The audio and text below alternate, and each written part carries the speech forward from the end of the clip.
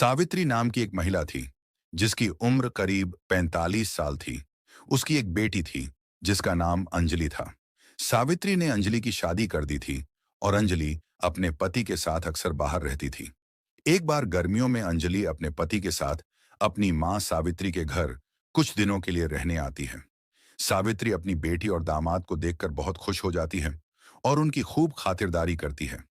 गर्मी का मौसम होने के कारण रात में खाना खाने के बाद सब लोग छत पर सोने चले जाते हैं। सोने से पहले सावित्री नीचे से देसी तेल लाकर अपने सिरहाने रख देती है।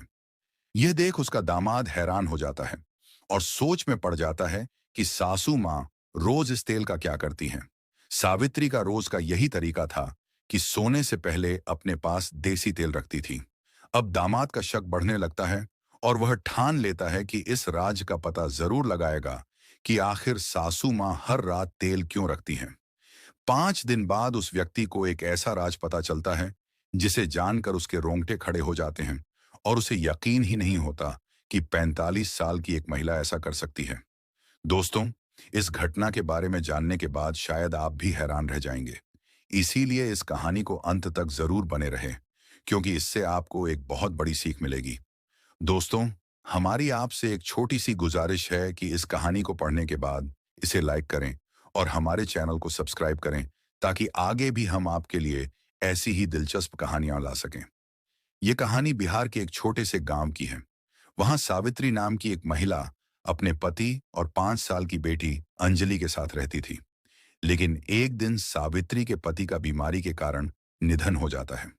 इस दुखद घटना के बाद सावित्री अकेली रह जाती है और उसे बहुत मुश्किलों का सामना करना पड़ता है। सावित्री के पति ने अपने पीछे काफी संपत्ति और पैसे छोड़े थे, जिससे उसकी आर्थिक स्थिति अच्छी बनी रहती है।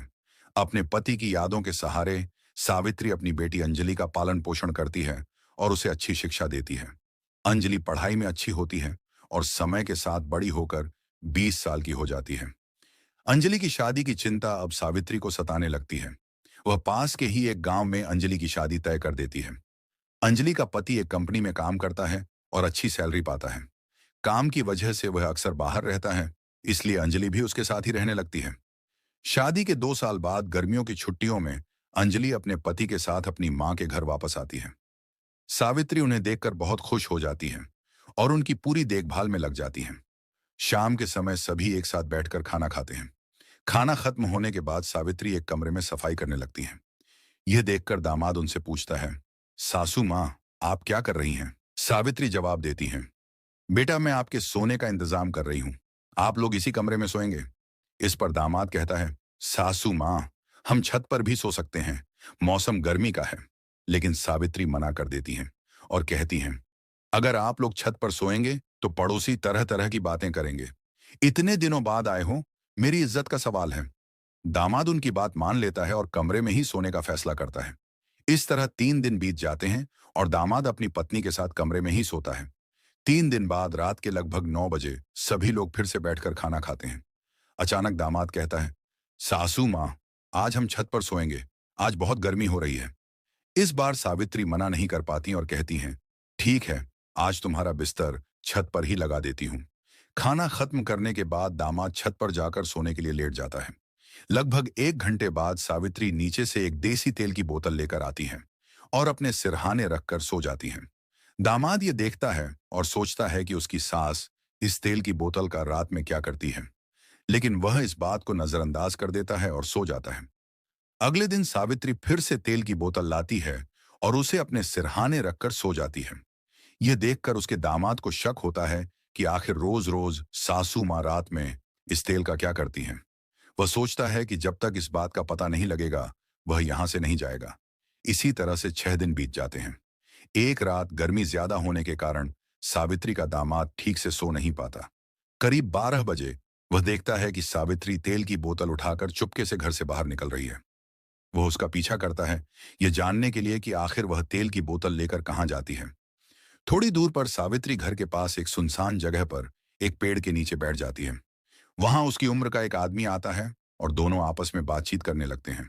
फिर कुछ समय बाद वे दोनों एक गलत काम करते हैं और करीब 1 घंटे बाद अलग हो जाते हैं। इसके बाद सावित्री वापस घर लौटती है। जब उसका दामाद देखता है कि सासू माँ घर लौट रही हैं, तो वह जल्दी से अपनी चारपाई पर जाकर सोने का नाटक करने लगता है।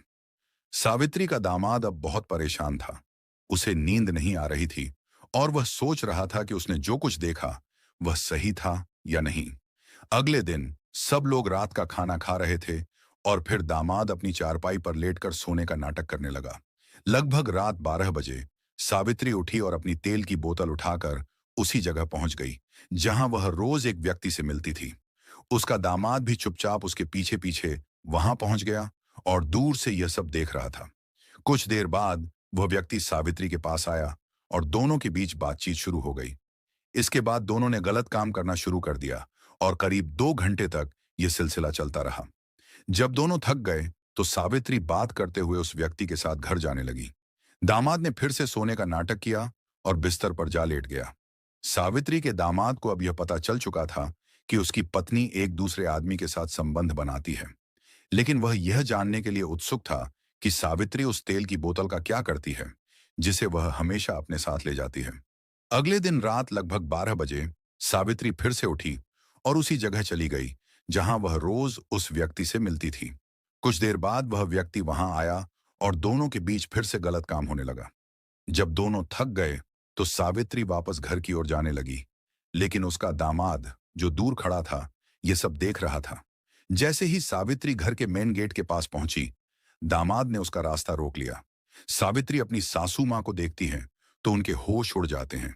उनका चेहरा लाल हो जाता है और वह कहती हैं, दामाद जी, आप तो सोए नहीं हो और यहां पर क्या कर रहे हो? फिर उनका दामाद, जो कि अब एक युवा और समझदार लड़का बन चुका है, अपनी सास से कहता है, सासू मां, मुझे अब आपकी सच्चाई का पता लग चुका है। मुझे यह सब समझ आ गया है कि आप कहां जाती हैं और किसके साथ मिलती हैं। यह सुनकर सावित्री दंग रह जाती हैं और उनसे कहती हैं, बेटा, यह बात किसी से मत कहना, नहीं तो मेरी बदनामी हो जाएगी। लेकिन दामाद ने ठान लिया था कि अब वह अपनी सास की सारी रहस्यमयी बातें जानकर ही रहेगा। वह सावित्री से कहता है, सासू मां, यह सब ठीक है कि आप किसी से मिलती हैं, लेकिन यह जो देसी तेल की बोतल आपने अपने साथ ले रखी है, इसका क्या राज है? इसकी सच्चाई मुझे आज जाननी है। सावित्री की आंखों में घबराहट थी, लेकिन वह धीरे धीरे बोल पड़ती है, बेटा, जब अंजलि सिर्फ 5 साल की थी, तब मेरे पति यानी कि तुम्हारे ससुर एक बीमारी के कारण हमें छोड़कर चले गए थे। उस समय हमारे पास पैसे की कोई कमी नहीं थी और मैंने सोचा कि मेरी बेटी की अच्छी शिक्षा होनी चाहिए। इसीलिए मैंने उसे स्कूल में दाखिल करा दिया। लेकिन मेरे दिल में एक खालीपन था। मुझे अकेलापन महसूस होने लगा था और तब मैंने इस व्यक्ति को अपना सहारा बना लिया। वह मेरा प्रेमी बन गया और उसने मेरे सुख दुख में हमेशा मेरा साथ दिया। मुझे कभी भी अकेलापन महसूस नहीं हुआ क्योंकि वह हमेशा मेरे पास था। जब आप हमारे घर पर नहीं रहते थे तो मैं उसे रोज रात को घर बुलाती थी, लेकिन जब आप घर में आ गए तो मुझे लगा कि अब यह सब घर में करना मुश्किल है, इसलिए मैंने उसे बाहर बुलाना शुरू कर दिया। दामाद ने सास की बातें सुनी और फिर उससे पूछा, यह तेल का क्या राज है सासू मां?